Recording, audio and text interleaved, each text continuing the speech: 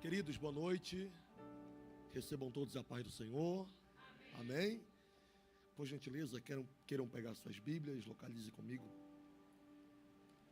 Texto sagrado. Livro do profeta Jonas. Livro do profeta Jonas. Capítulo de número 2, verso de número 1. Livro do profeta Jonas, capítulo de número 2, verso de número 1.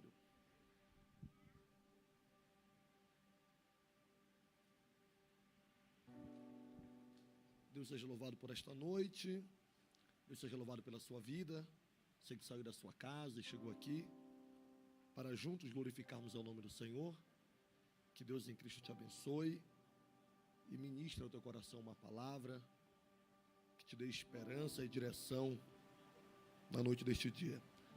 Queridos, eu quero louvar a Deus pelo privilégio de retornar a esta igreja, louvar a Deus pela vida do pastor Auri, o pastor que o Senhor plantou aqui nesta casa para ser uma árvore frondosa, frutífera, e toda vez que eu venho a esta igreja, eu vejo o Senhor com a sua boa mão trabalhando na expansão desta casa, E por isso, glorificamos a Deus por essas coisas. É o segundo ano, pastor Aurélio? É o terceiro ano.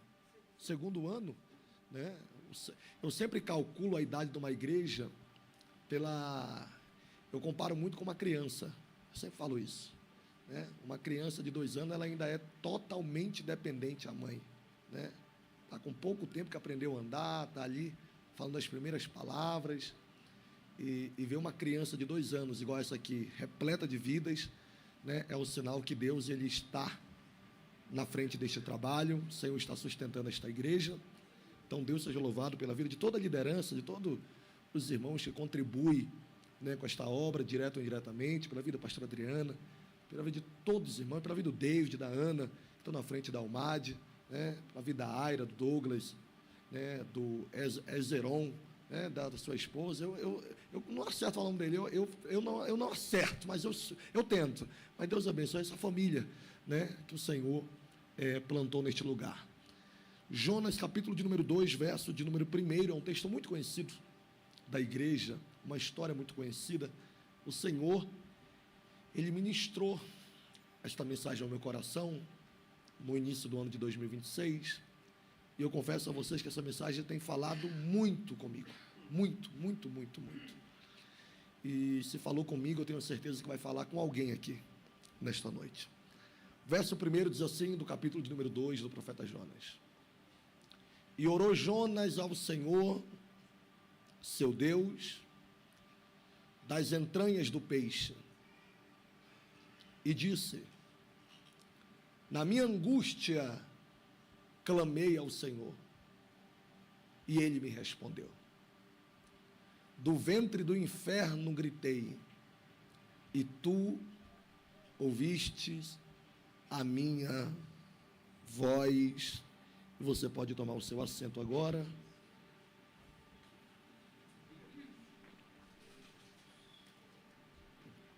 Queridos, eu quero primeiramente saudar vocês em nome da nossa igreja ali na cidade de Goiânia, Assembleia de Deus Ministério Fama. Eu sempre digo que se você estiver passando em Goiânia, de férias a trabalho, visitando alguém, e precisar de uma casa para cultuar, nós estaremos lá de braços abertos para receber vocês. A Assembleia de Deus Ministério Fama, ela leva esse nome por ser fundada em um bairro, um setor chamado Fama, e por isso ela ficou conhecida pelo nome do setor que foi fundado. Então, você passando em Goiânia, precisando de uma casa para cultuar, nós estaremos de braços abertos para receber, trazer um abraço, transmitir a vocês um abraço do nosso muito digno pastor presidente, pastor Abinaí Vargas, nossa pastora Meire, tá bom? E saudar vocês em nome da minha família também, da irmã Lorena, que não pôde estar aqui, por alguns motivos, mas eu quero saudar vocês tanto em nome da minha igreja, quanto em nome da minha família. Tá bom? Que Deus em Cristo vos abençoe de uma forma extraordinária. Vamos ao texto. A história do profeta Jonas, ela é uma história que transcendeu a comunidade cristã evangélica. Se você observar, a história de Jonas já se tornou filmes, séries, novelas, minisséries. Sendo assim, quem nunca leu sobre Jonas já ouviu falar. Quem nunca ouviu falar, em algum momento já assistiu essa história em algum lugar. Sendo assim, essa história se tornou popularmente conhecida. O homem que foi engolido por um grande peixe. E essa história ela é singular, por nenhuma história semelhante como ela em toda a Bíblia Sagrada. Nós não temos nenhum outro profeta, nenhuma outra história, nenhuma outra experiência que se aproxime, que se achegue perto da história do profeta Jonas. Sendo assim, a história do profeta Jonas é uma história única, uma experiência única. E por isso que eu vejo de extrema importância ela está no cânon sagrado. O profeta Jonas é o homem que recebe de Deus uma mensagem. E junto com essa mensagem ele recebe uma direção. No capítulo de número 1, do verso 1, a Bíblia diz que veio a palavra do Senhor a Jonas, filho de Amitai, dizendo: Jonas, levanta-te, vai até a Nínive e prega para aquela região. Deus ele quer se utilizar-se da ferramenta Jonas para transmitir uma mensagem de repreensão a um determinado povo, a uma geografia. Essa geografia, saber a capital da Síria, Nínive, aos ninivitas daquela localidade. Então Deus ele chama Jonas e entrega a Jonas uma mensagem. E esta mensagem tem um teor de arrependimento, para fazer com que aquele povo voltasse o seu coração a Deus e se arrependesse das suas práticas. Então Deus ele confia a Jonas esta mensagem. E não só, Deus confia a Jonas esta missão. A missão de sair de Jope, a capital marítima que ele se encontrava, e fosse até a cidade de Nínive e transmitisse o recado, a mensagem de Deus para aquele povo. Mas a Bíblia diz que depois que Jonas ele recebe a mensagem, recebe a direção de Deus, a Bíblia diz que Jonas ele se nega a atender à ordem divina. E esta mensagem vai calhar tudo que foi falado aqui ao longo do culto, que nós estamos em um culto falando de posicionamento, falando de entrega, falando de um despertar. E a Bíblia diz que Jonas ele se recusa a atender à ordem divina, se recusa a atender à ordem de Deus. Então a Bíblia diz que Jonas ele vai contrapor a ordem divina naquele momento. E a Bíblia diz que Jonas ele vai decidir trilhar uma outra rota, vai decidir trilhar um outro caminho. A direção de Deus para o profeta é Nínive. E o interessante é que de Jope, onde ele se encontrava, até Nínive, a distância era de aproximadamente 860 quilômetros. Eu sempre digo que 860 quilômetros não assusta nenhum viajante. 860 quilômetros é algo muito prático de ser feito, né? Então, em 860 quilômetros, Jonas estaria no centro da vontade de Deus. Em 860 quilômetros, Jonas estaria exatamente no lugar que Deus havia projetado para a sua vida. Mas a Bíblia diz que ele decide que ele não irá a Nínive, e sim que ele irá a Tarsis. E a diferença em quilometragem de Jope para Tarsis, ela é de aproximadamente 4.000 quilômetros. Perceba que a distância é muito maior. E se a distância é maior, a viagem é muito mais cansativa. Se a viagem é cansativa, a distância, o percurso maior, o investimento para chegar lá é mais alto. Mas nós temos aqui um profeta que está decidido a ir longe, só para fugir daquilo que Deus tem preparado para a sua vida. Nós temos aqui um homem, nós temos aqui uma pessoa que está decidido a viajar por águas turvas, só para fugir do propósito de Deus para o seu momento e para a sua história, para a sua vida. E eu fico me perguntando o que passa pela cabeça de Jonas, porque o texto diz no verso 2, que se levantou Jonas para fugir da presença do Senhor. Eu confesso a vocês que quando eu leio esse termo, fugir da presença do Senhor, isso para mim, como um leitor, isso soa até um pouco irônico, porque o que passa pela cabeça de um profeta? Que para ele receber o título de profeta, precisava ter comunhão com o Deus dos profetas. Para receber o título de profeta, precisava manter uma intimidade, ouvir Deus, falar com Deus, receber mensagem, saber quem é Deus. Então o que passa pela cabeça de um profeta, eu não estou falando de um novo convertido, uma pessoa não discipulada, um neófito, como disse o apóstolo Paulo, Eu estou falando de um homem que carrega consigo uma estrutura espiritual, uma vasta experiência espiritual, mas em algum momento esse homem acordou achando que dá para fugir daquele que tem domínio sobre os seus dias. Em algum momento da sua vida, Jonas acorda e diz: eu não quero mais esse negócio de profeta, não quero mais esse negócio de mensagem divina, não quero mais essa questão de receber. Não, eu quero ir para um lugar onde Deus não me ache. E a pergunta que eu faço ao texto é: o que passa pela cabeça de um profeta? Achar que pode fugir daquele que é desde a eternidade, aquele que é antes da terra. O salmista, ele tenta essa experiência, e a Bíblia diz que ele chega a uma conclusão: para onde fugirei eu da tua presença? Porque se subir ao mais alto pico de uma montanha, lá tu me encontrarás. Se eu armar a minha cama na mais profundeza do abismo, lá também tu estarás. E ele chega a uma conclusão que eu acho brilhante: para onde fugiremos nós? Para onde iremos? Pedro também responde a minha coisa: para onde nós iremos se tu tens a palavra que emana a vida eterna?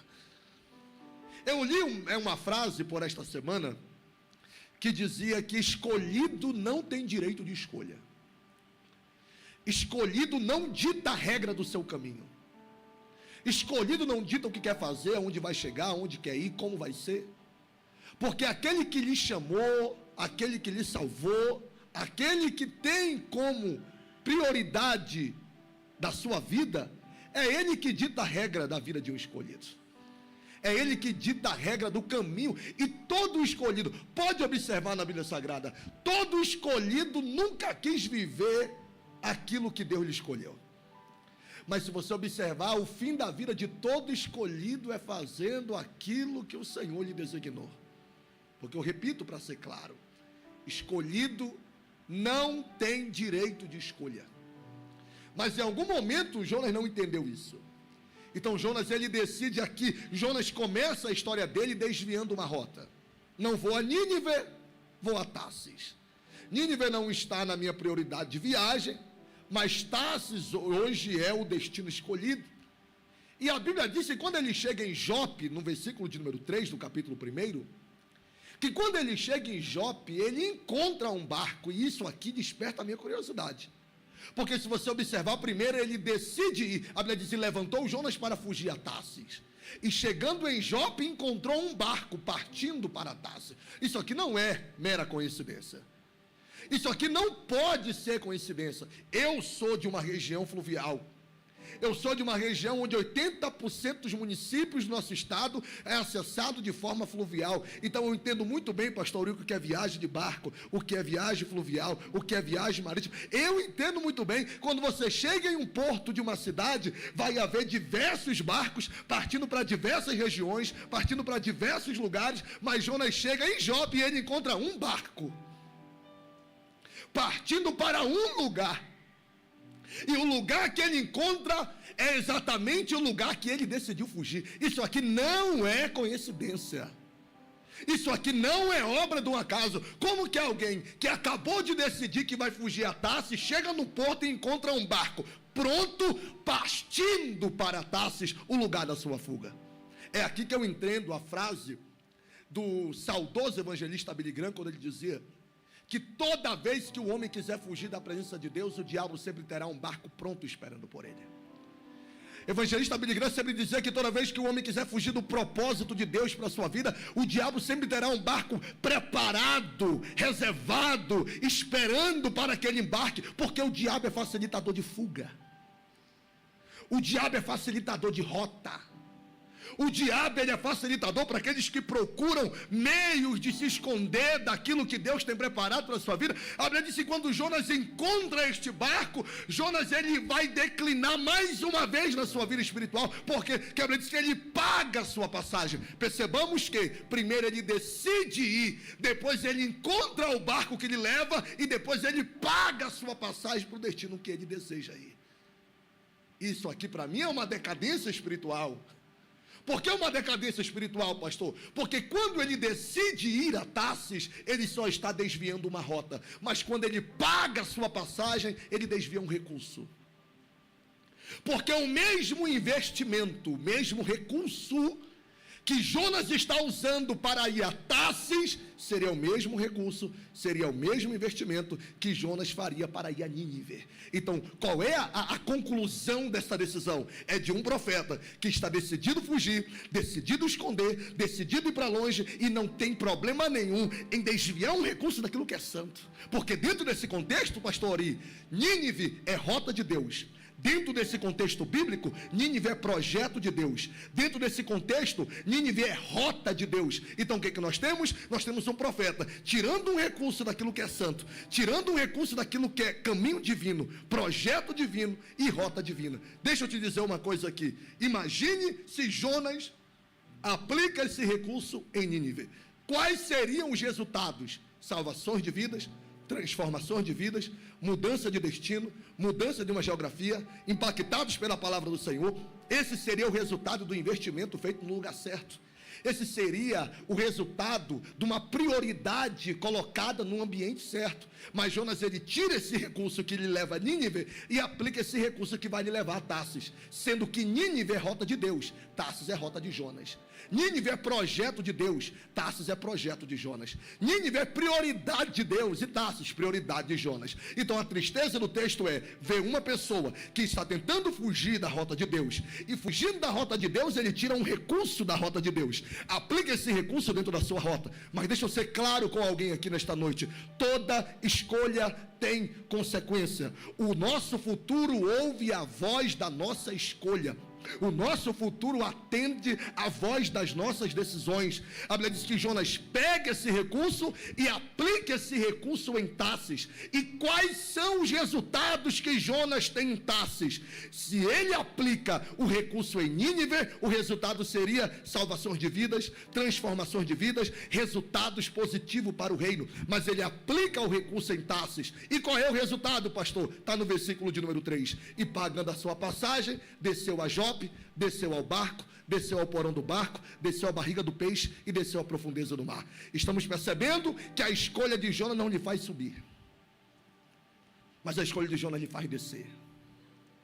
Porque existem rotas, existem caminhos, existem escolhas e existem decisões que, em vez de me levar a níveis altos, me fazem cada vez declinar no longo da vida. Eu estou falando para pessoas aqui nesta noite que são frutos e resultados das suas decisões. Eu estou falando para pessoas aqui nesta noite que são fruto e resultado das suas escolhas. Eu estou falando para pessoas aqui que em 2025 não viveu nada de novo, não chegou em lugar nenhum, não conquistou nada, não viveu a parte boa do que Deus tem preparado para a sua vida. Eu estou pregando para pessoas aqui que há muito tempo não sabe o gosto da subida. E quando eu falo da subida, eu não estou falando da palavra de subir ao céu, que essa será a maior vitória da igreja, mas eu estou falando de subir em todas as áreas, em todos os aspectos da sua vida. Subir na vida matrimonial, subir na vida espiritual, subir na vida financeira, subir na vida familiar, subir na vida conjugal. Porque, querido, só existe uma rota que nos fará subir, só existe uma rota que nos levará à altura, só existe uma rota que fará a nossa vida dar certo, só existe uma rota que fará a nossa vida ter sucesso, só existe uma rota que nos fará viver o extraordinário de Deus. E eu te garanto que esta rota não é a sua, esta rota é a rota de Deus, o projeto de Deus, a vontade de Deus, o caminho de Deus. Tem gente descendo porque escolheu a rota errada, escolheu o caminho errado, escolheu o projeto errado, e Deus te trouxe aqui para te dizer qual: não culpe Deus pelas decisões feitas, não culpe Deus pelas escolhas trilhadas, porque Jonas, ele está declinando. Se você observar, há uma sequência de descida no versículo número 3, ele desce a Jope, desce ao barco, desce ao porão do barco, daqui a pouco ele desce a barriga do peixe, e depois ele desce a profundeza no mar. Pastor, Jonas não sobe, não, Jonas só desce, porque eu nunca vi ninguém desviar a rota santa e subir. Nunca vi ninguém desviar a rota santa e dar certo, mas já vi gente boa, já vi obreiros talentosos, já vi empresários de sucesso, já vi gente que tinha tudo para ter um futuro extraordinário, destruir família, destruir empresa, destruir ministério, destruir casa, destruir casamento, destruir filhos, destruir tudo, porque decidiu pela rota da fuga, decidiu pela rota de se esconder, decidiu que não queria nada com Deus, não queria nada com a obra de Deus, não queria nada com a vontade de Deus, não queria nada com os projetos de Deus, e não está entendendo que em vez de subir, está declinando. Deus trouxe alguém aqui para ministrar o teu coração. Será que você não está observando que tudo ao teu redor mudou depois que você escolheu a rota da fuga? Será que você não está percebendo que tudo ao teu redor mudou depois que você decidiu que não queria nada com Deus? Mas no ano de 2026, Deus trouxe alguém aqui para te dar um chacoalhão nesta noite e dizer: se mudar a prioridade da rota, Deus mudará a prioridade do teu destino, porque quem prioriza o reino entra na rota da prioridade do reino. Eu repito para alguém entender: quem prioriza o reino torna-se prioridade do reino, mas quem não prioriza o reino não vive a prioridade do reino. Sabe qual é o problema de muitas pessoas? Querem ser prioridade do reino, mas não priorizam o reino. A Bíblia diz: buscai primeiramente o reino dos céus e a sua justiça, e as demais coisas serão acrescentadas. Sabe o que ele estava dizendo? Você busca o reino, e o reino cuida da tua casa, cuida da tua família, cuida do teu ministério. Eu vou repetir para alguém entender: enquanto você está cuidando do reino, priorizando o reino, está favorecendo o reino está dizendo: fica tranquilo, eu vou acrescentar o que você precisa, tua casa precisa, teu casamento precisa, tua empresa precisa. Sabe por que você está tão desesperado? Porque você decidiu a independência da sua vida. E normalmente quem assume a independência da sua vida vive situações mais apertadas do que aqueles que decidem priorizar o reino. Normalmente aqueles que decidem pela a independência da sua rota, a independência da sua trajetória, a independência do seu caminho. Jonas, ele assume a independência da sua rota. Jonas, ele assume a independência da sua vida. Jonas, ele entra dentro de um barco, não está observando, mas está descendo. Mas para piorar, quando o barco sai de Jope a caminho de Tarsis, a Bíblia diz que se levantou uma grande tempestade. Você pode repetir isso? Diga: uma grande tempestade. Não fale mais forte, diga: uma grande tempestade. Deixa eu te dizer uma coisa. Deixa eu ser direto para alguém aqui. Para todo rebelde declarado, Deus sempre terá uma tempestade guardada. Para todo rebelde decidido, Deus sempre terá uma tempestade pronta. E eu não vim aqui para exortar ninguém, essa igreja tem pastor para isso. Mas eu vim aqui para ser um profeta, como despertar de Deus para a sua vida. Será que você não está observando que a tua decisão te colocou no meio do vento? Será que você não está observando que a tua decisão te colocou no meio do problema? Será que você não consegue perceber que a tua escolha te colocou no meio de um vendaval? Existem 2 níveis de tempestades na Bíblia. O primeiro nível de tempestade na Bíblia é a tempestade que Deus leva. Marcos capítulo 4, Marcos capítulo de número 6. São 2 tempestades. Quem estão no contexto das 2 tempestades? Jesus e os discípulos. Então, quando eu olho para a Bíblia e vejo Jesus e os discípulos em pleno exercício do seu ministério, atendendo a ordem de Deus, e ainda assim caindo no meio de uma tempestade, eu consigo aprender uma lição extraordinária. Qual, pastor? É comum eu estar fazendo tudo certo, é comum eu estar sendo fiel a Deus, é comum eu estar na rota de Deus, e ainda assim cair numa tempestade. Tempestade da vida, tempestade que Deus leva, tempestade que Deus submete. Só que eu tenho uma notícia: a tempestade que Deus leva é a tempestade que Deus cuida. A tempestade que Deus leva é a tempestade que Ele sustenta. A tempestade que Deus leva é a tempestade que Deus mantém. A tempestade que Deus leva é a tempestade que Deus provê. Eu estou pregando para alguém que o vento está soprando no teu barco e você está procurando resposta. Pastor, estou fazendo tudo certo, sou voluntário, eu cultuo, dizimo, oferto, levanto a mão, adoro, estou aqui todo culto. E por que essa tempestade? Deixa eu ser claro com você aqui nesta noite. Esta tempestade é a ferramenta que Deus está usando para te dar uma história. Essa tempestade é a ferramenta que Deus está te dando para te abençoar a tua vida sobremaneira. Essa tempestade é uma ferramenta que Deus está usando para te dar um cântico de ação de graça. Sabe o que Deus está dizendo para alguém? Depois que essa tempestade passar, a história vai ficar e será contada, e será uma história que nasceu no meio do caos. Então existem 2 níveis de tempestade. Tem a tempestade que Deus leva. Tem a tempestade que Deus cuida. Tem a tempestade que Deus se responsabiliza. E sinceramente, Quando eu olho para Marcos 4 e vejo Jesus no meio da tempestade, eu já faço um cálculo muito simples. Qual? Se Deus Pai não poupou o único filho, eu também não serei poupado. Quando eu olho para Marcos 4 e vejo Jesus no meio de uma tempestade, eu confesso a vocês que eu faço um cálculo simples na minha vida. Se Deus Pai não poupou o único filho, por que eu serei poupado de passar pelas tempestades da vida? Sabe o que Deus está dizendo para alguém?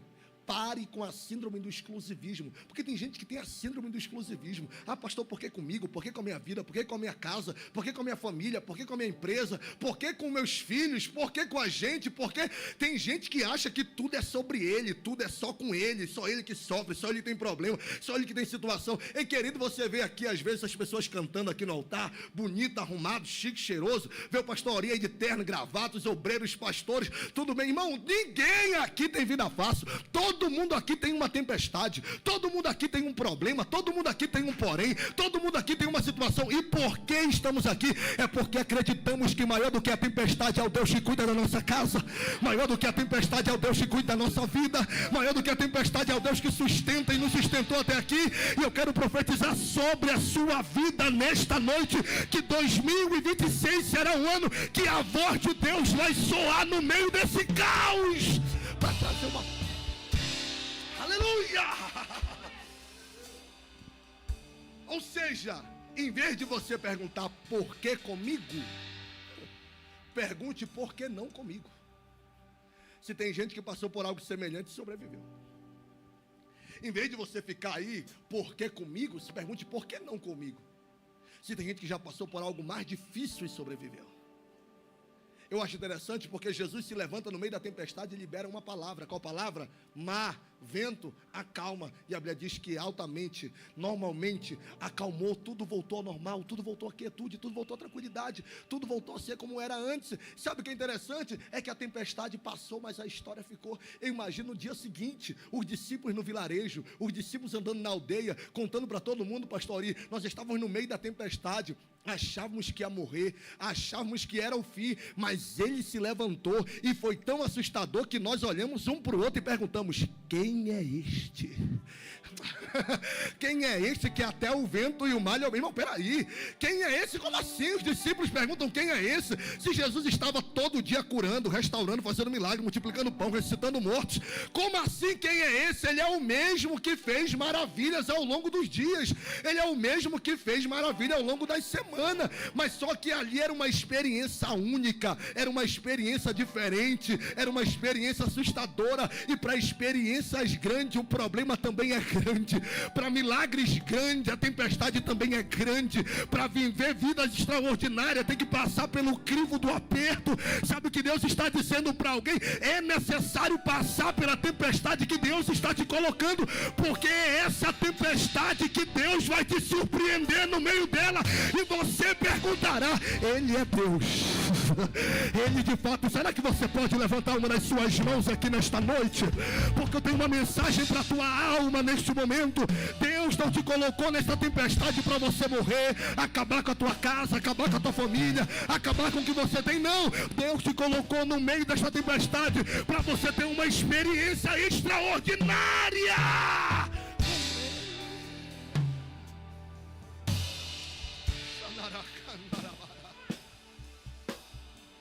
Existe a tempestade que Deus leva.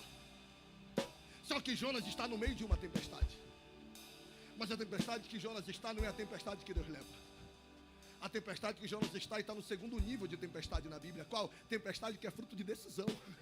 Porque existe uma grande diferença: a tempestade que Deus me leva e a tempestade que as minhas decisões me levam. Existe a tempestade que Deus me submete e a tempestade que as minhas escolhas me submetem. Só que tem uma diferença, qual? Que a que Deus te leva, Ele cuida, se responsabiliza. A que Deus te leva, Ele trata. A que Deus te leva, Ele faz. Mas a que você vai, você está assumindo a independência da sua vida. Você está dizendo que dá para sobreviver sem Deus, dá para sobreviver longe da rota de Deus. Eu repito para ser claro com alguém: quando você está em uma tempestade que é fruto das suas escolhas, você assume assume a independência da sua vida, você está dizendo que dá para viver sem Deus, dá para viver longe da rota de Deus, dá para viver longe do projeto de Deus, dá para viver longe da vontade de Deus. E é aí que muita gente morre na rota que escolheu. Por quê? Porque o único que pode guardar a igreja da tempestade não é a sua força, não é a sua experiência, não é você, não é ninguém. O único que pode proteger a igreja da tempestade chama-se Cristo, chama-se Jesus. Deixa eu dar uma notícia para alguém aqui: você não vai muito longe. Eu prefiro ter minha vida na dependência dele. Eu prefiro ter minha casa na dependência dele. Eu prefiro ter meu ministério na dependência dele. Eu prefiro ter minha família na dependência dele. Porque eu sei que pode soprar o vento, pode vir a força da onda, pode mexer no meu barco, pode fazer o que quiser. Ele está no controle. Eu estou na dependência. Mas Jonas não. Jonas está na independência da sua vida. Essa tempestade que Jonas está vivendo é uma tempestade totalmente por fruto de uma decisão, por fruto de uma escolha. E eu estou pregando para dois grupos de pessoas aqui nesta noite. O grupo que Deus está provando, o grupo que Deus está tratando, o grupo que Deus está lhe submetendo, e o grupo que está passando o que está passando porque escolheu errado. Se tivesse ouvido Deus, não estava no meio desse problema. Se tivesse ouvido Deus, não estava no meio dessa situação. Se tivesse ouvido Deus, não estava no meio dessa tempestade. Se tivesse ouvido Deus, não estava passando pelo que está passando. Se tivesse atendido o que Deus te falou desde o começo, não estava vivendo o que está vivendo. Mas porque decidiu ir, decidiu trilhar, decidiu sofrer.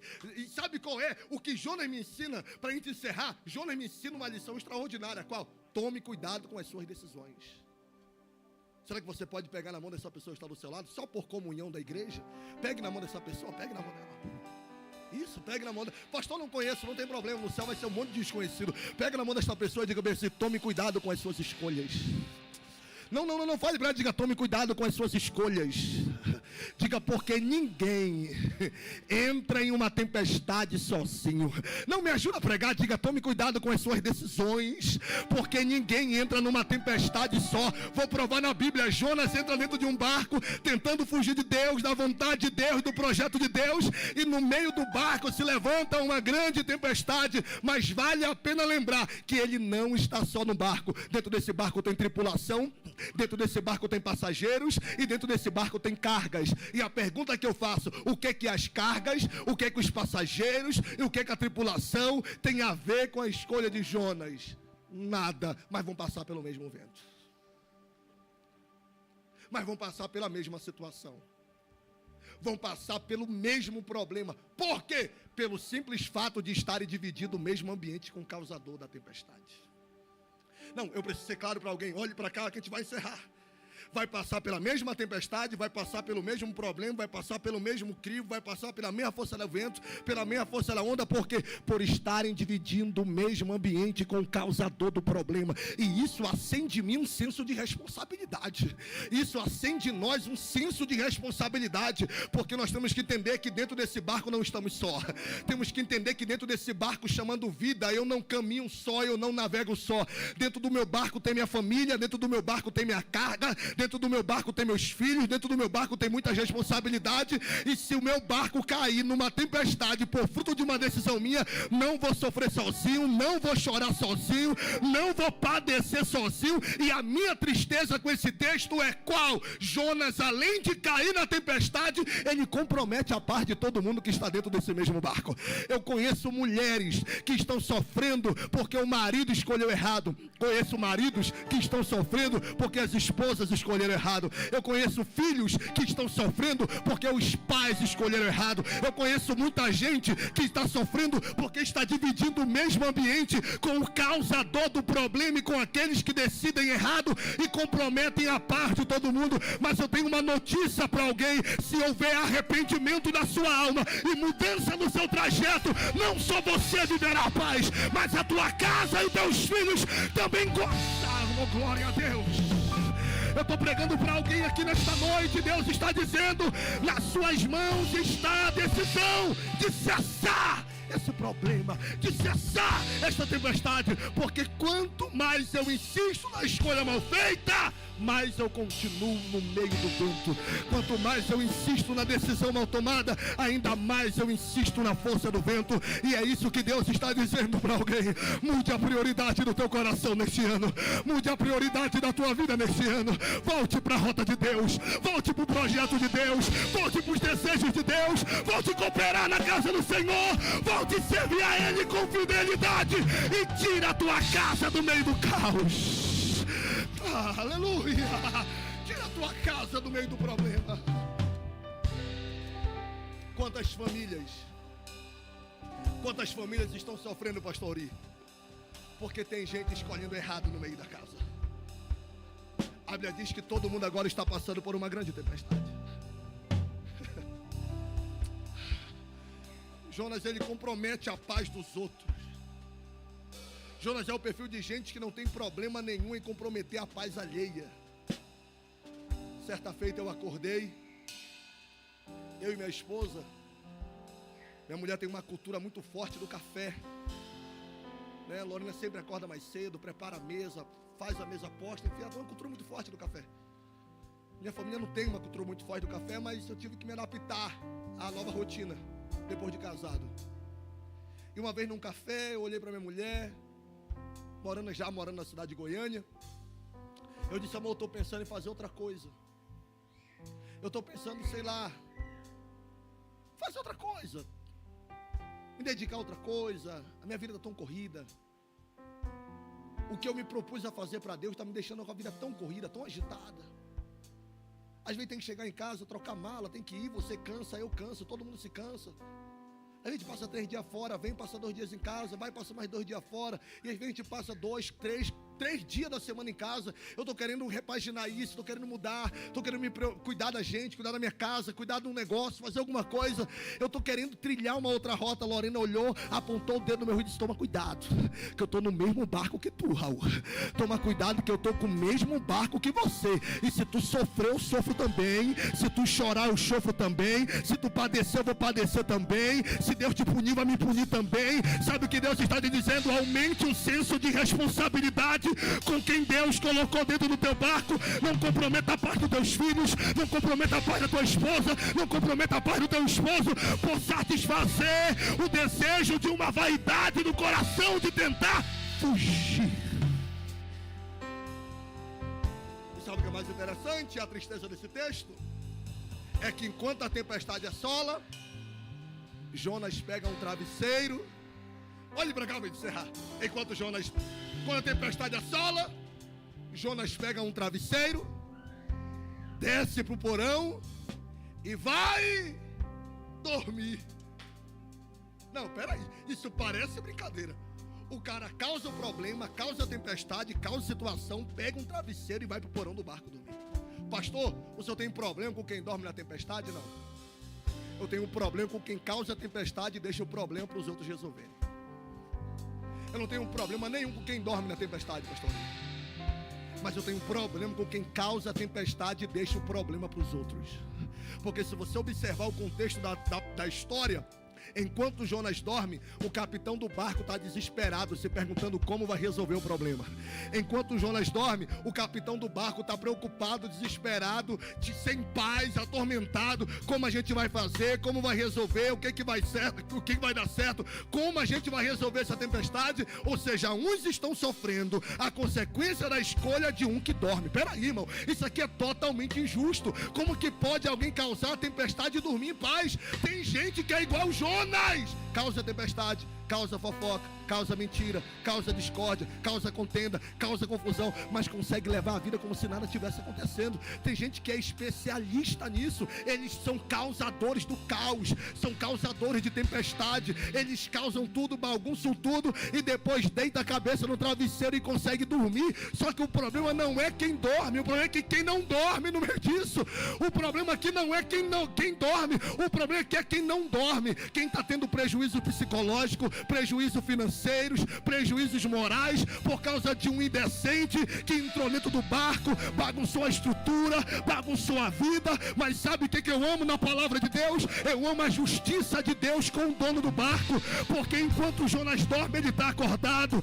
Enquanto Jonas dorme, Deus está vendo. Enquanto Jonas dorme, Deus está assistindo. Enquanto Jonas dorme, Deus está vendo tudo. Deus está falando para alguém aqui que te colocaram no meio da tempestade, te colocaram no meio do vento, dormiram em paz, fingindo que não estava acontecendo, e você ficou lá madrugadas e mais madrugadas, acordado, rolando de um lado para o outro, sem saber o que ia fazer, como vai resolver. Mas Deus te trouxe aqui para dizer para alguém: eu estou me levantando como justiça pela vida de alguém aqui nesta noite. Essa história não vai ficar assim. Pegue na mão desta pessoa que está do seu lado para nós encerrarmos. Pega na mão dela e diga: essa história não vai ficar assim. Não fale mais, diga: essa história não vai ficar assim. Diga: Deus viu o que fizeram. Diga: Deus viu que te colocaram no meio do vento. Diga: Deus viu que te colocaram na tempestade. Diga: Deus viu que você passou madrugadas e mais madrugadas acordada, mas Ele está se levantando nesta noite como justiça pela tua vida, como justiça pela tua casa, como justiça. Eu estou pregando para dois grupos de pessoas aqui. O primeiro grupo é o de Jonas, o segundo grupo são para o dono dos barcos que tiraram a tua paz.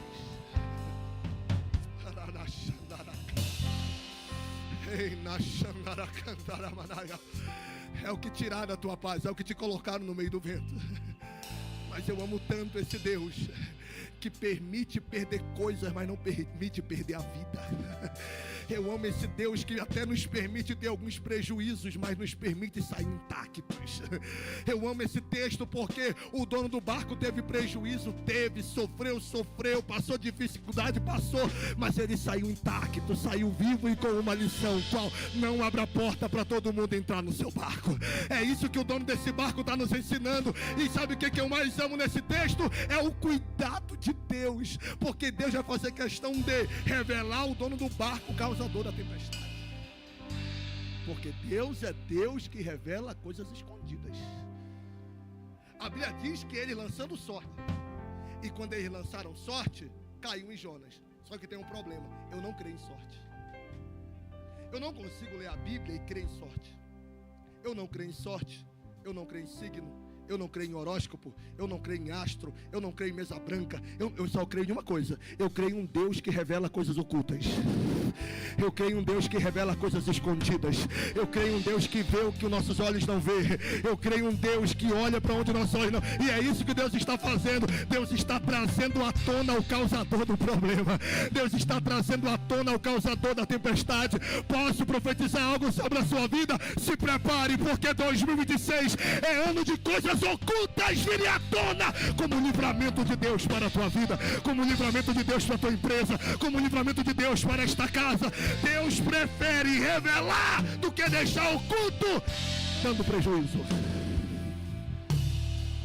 E a grandeza do texto é saber que depois que Deus mostra para ser tirado, Deus tira, Jonas cai dentro d'água, um peixe lhe engole, e é aqui que entra a grande chave do texto que nós lemos. A Bíblia diz que quando ele é engolido pelo peixe, ele faz uma oração. O texto diz no versículo 1: e orou Jonas.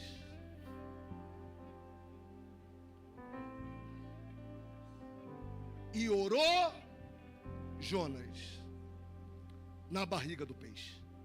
Qual é a conclusão da minha mensagem? É de um profeta que não ora antes da tempestade, não ora durante a tempestade, mas ora na barriga de um peixe. Nós temos aqui um profeta que não ora antes da tempestade, não ora durante a tempestade, mas ora na barriga de um peixe. Que lugar estranho para se orar. Que lugar desconfortável para se orar. Irmão, a barriga do peixe é algo tão estranho que ele diz assim: do ventre do inferno eu gritei. Por que do ventre do inferno? A definição do lugar que ele se encontrava. O ventre do inferno é a definição que ele achou. É olhar para um lado e para o outro e não achar definição para o lugar que está e dizer: aqui é o ventre do inferno. Mas sabe o que é interessante? Foi o único lugar que fez ele orar. Deus está falando para alguém: olha onde eu tive que te colocar.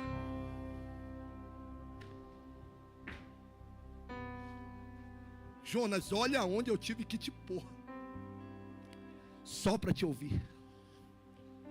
Deus te deu oportunidade, Deus te deu chances, falou, chamou, ignorou, você foi ignorando, e quando caiu no ventre do inferno, gritou: Senhor, cadê tu? E Deus está dizendo: olha onde você foi parar, Jonas. Olha onde você foi orar, Jonas. Olha onde você se encontra. É Deus dizendo para alguém aqui que está igual Jonas, no ventre do inferno, na barriga de um peixe. Eu estou pregando para pessoas aqui que o teu ambiente está sendo um ambiente totalmente difícil, um ambiente complicado. Eu estou pregando para pessoas aqui que o ambiente está sendo um ambiente de aperto, um ambiente de dificuldade. Mas você não percebeu que depois que você entrou dentro desse ambiente, você voltou a orar? Você não percebeu que depois que você entrou dentro desse ambiente, você voltou a ler a Bíblia, devocional, apareceu no culto? Depois que Deus te colocou dentro desse ambiente, você se tornou outro, voltou a vir à igreja, levantou a mão e adorando a Deus, dizendo: olha onde eu tive que te colocar. Eu tinha uma outra rota para você, eu tinha um outro projeto para você, eu tinha outros planos para você, mas você decidiu trilhar sua rota e por consequência disso parou no lugar onde nunca imaginou. Mas eu amo tanto esta palavra que Jonas diz: eu orei, e mesmo estando no ventre do inferno, Ele me respondeu. Mesmo estando em um lugar de dificuldade, Ele me ouviu. Eu tenho uma notícia para alguém aqui, que ainda esta semana tem uma resposta de Deus chegando para dentro do ambiente que você se encontra. Se você crê nesta palavra, levante na sua cadeira nesta noite, glorificando ao nome do Senhor. Porque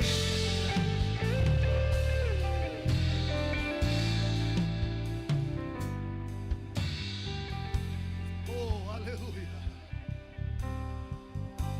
Oh, aleluia. Oh, aleluia. E eu completo, pastor, a frase de Billy Graham, que ele dizia que toda vez que o homem quiser fugir da presença de Deus, o diabo sempre terá um barco pronto esperando por ele.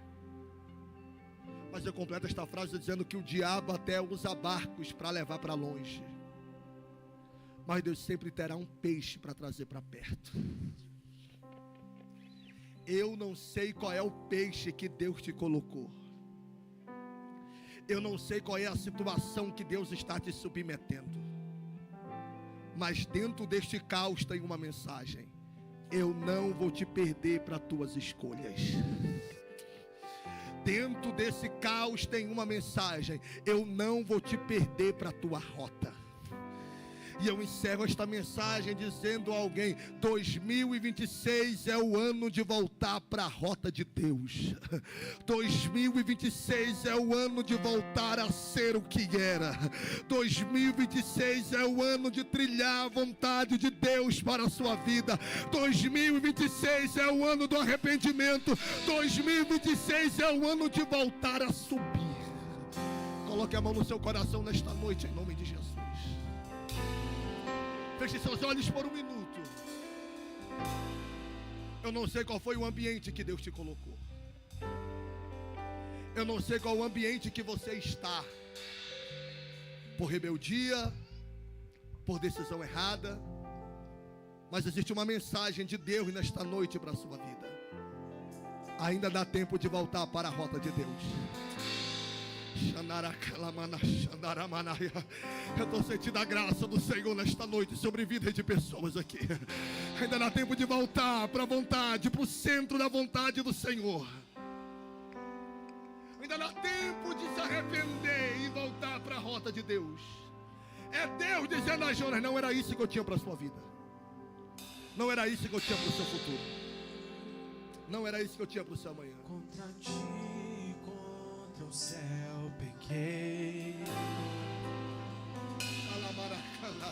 Me enchi de mim e me deixei levar. Escravos dos meus erros me tornei. Tem lágrimas de arrependimento. Troquei minha casa pela liberdade vã. É arrependimento descendo. Tentando me encontrar, eu me perdi. pensei que era o fim ali. Ouvi a tua voz dizendo assim pra mim: tem lugar na mesa,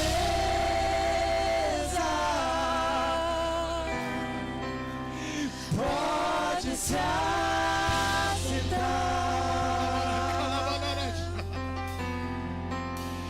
Venha, não demore, estou te esperando. Aqui é o teu lugar.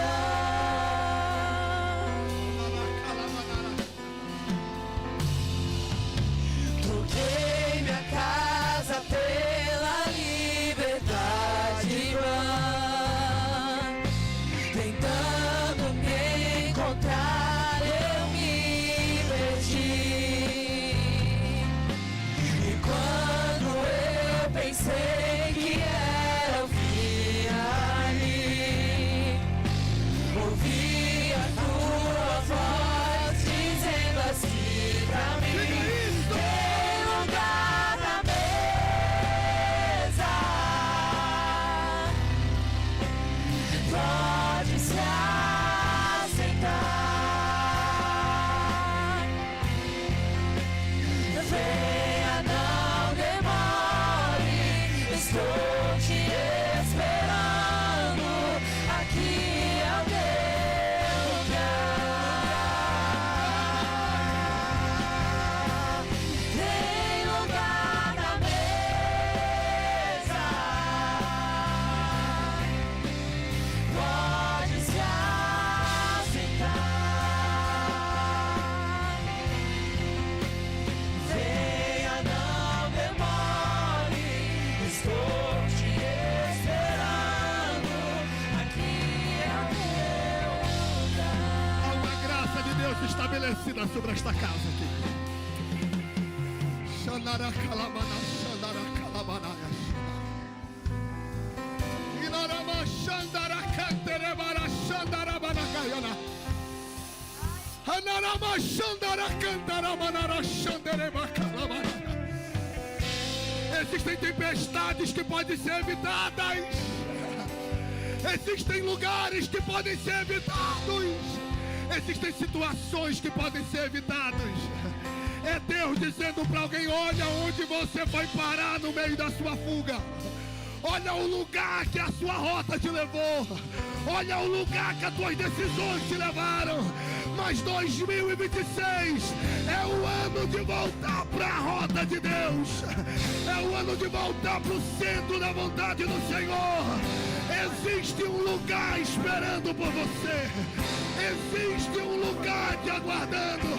O Senhor está reavivando chamadas aqui nesta noite. Chegou na minha tormenta, me livrou em meus problemas, transformou minha tristeza e mudou minha vida inteira. Me vestiu com roupas novas, pôs azeite na cabeça, me deu lugar na mesa. O meu Pai me chegou na minha tormenta, me livrou em meus problemas, transformou minha tristeza e mudou minha vida inteira. Me vestiu com roupas novas, pôs azeite na cabeça, me deu lugar na mesa. O meu Pai me leva pra um lugar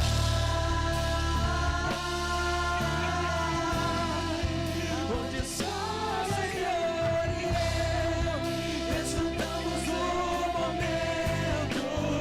Te amo, meu Pai. Eu dependo desse amor. Não senti, eu sei que morro. Pastor Aurílio, você é um biblicista, você vai entender isso. Jonas diz assim: do ventre do inferno eu clamei, e ele me respondeu. Peraí. Mas se você for buscar na Bíblia, nos textos, não tem Deus respondendo para Jonas. Você pode pegar a única resposta que vem. O meu retorno, por favor. A mídia, me levar o meu retorno aqui à mesa, por gentileza. A única resposta que tem é no versículo 10 do capítulo 2, e é para o peixe. E eu fico me perguntando a ver, pastor Uri, qual é o padrão de resposta que Jonas usou para falar isso? Deus me respondeu. Não tem, Deus não tem, não temos Deus falando com Jonas. A única vez que Deus fala com Jonas no texto é quando Deus manda ele ir a Nínive. Deus não fala mais com Jonas, mas de alguma forma ele está dizendo: Deus está me respondendo. Qual é o critério da resposta? Eu não sei, mas eu penso que está no meio de uma tempestade, engolido por um peixe, e no ventre do peixe ainda está vivo. Isso é a resposta de Deus. Eu vou repetir para mais alguém: passar pelo que passei e ainda assim estar de pé, isso é resposta de Deus. Viver o que eu vivi e ainda estar de pé, isso é resposta de Deus. E aonde eu estou, de onde eu saí e ainda está vivo, isso é resposta de Deus. Sabe que Jonas está dizendo: eu sou um sobrevivente em meio à minha rebeldia. Eu sou um sobrevivente em meio à minha escolha. Eu sou um sobrevivente em meio a tudo que eu passei. Eu sou um sobrevivente. Eu estou pregando para sobreviventes aqui nesta noite, que o plano do diabo não era que você estivesse aqui, mas para a tristeza do inimigo, Deus ainda é Deus de oportunidades. E hoje, no dia 18 de janeiro, tem uma oportunidade sendo aberta. Volta para minha rota, volta para o meu caminho, volta para minha vontade, volta!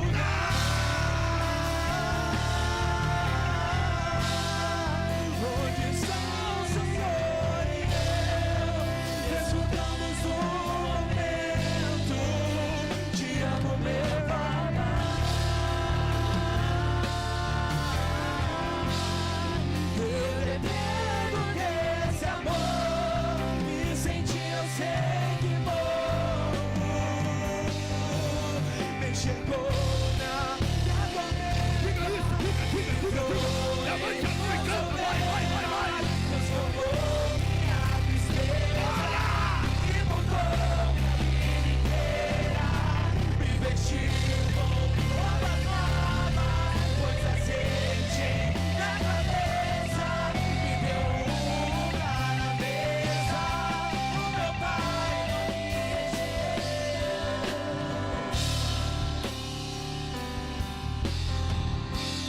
Dê um abraço a alguém, diga: você é um sobrevivente.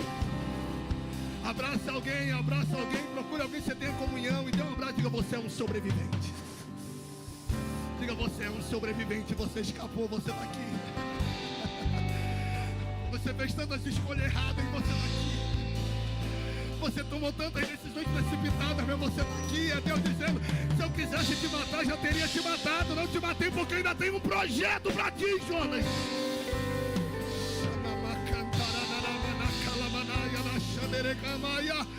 Em Provérbios 16:25 diz que existem caminhos que para o homem parece bom, mas no fim tem morte, no fim tem destruição. Mas eu tenho uma notícia para te dar: se você não morreu em meio ao teu caminho, é porque ainda tem um projeto guardado para a tua vida. Eu vou repetir para alguém, eu preciso ser claro para alguém: se você não morrer em meio às suas escolhas, ainda tem um projeto guardado para você. Ainda tem um projeto para ti, Jonas. Eu ainda tenho uma missão. Eu vou terminar o que eu comecei.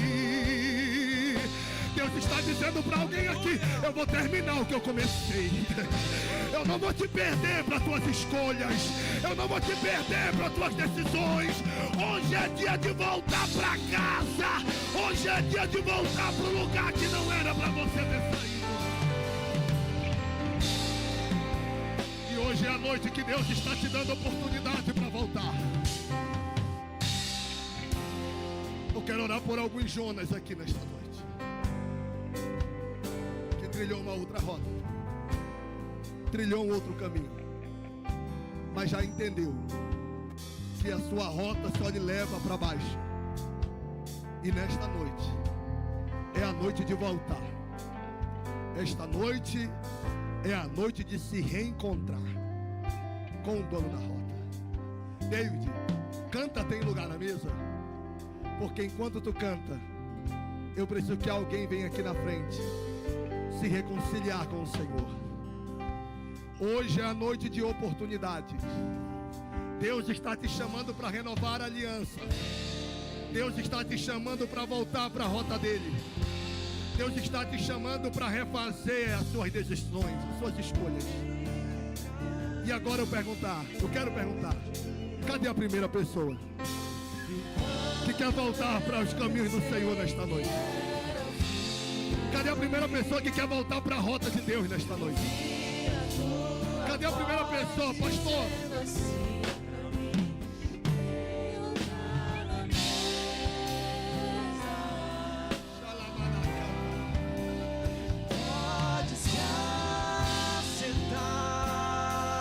Cadê a primeira pessoa que quer tomar esta decisão?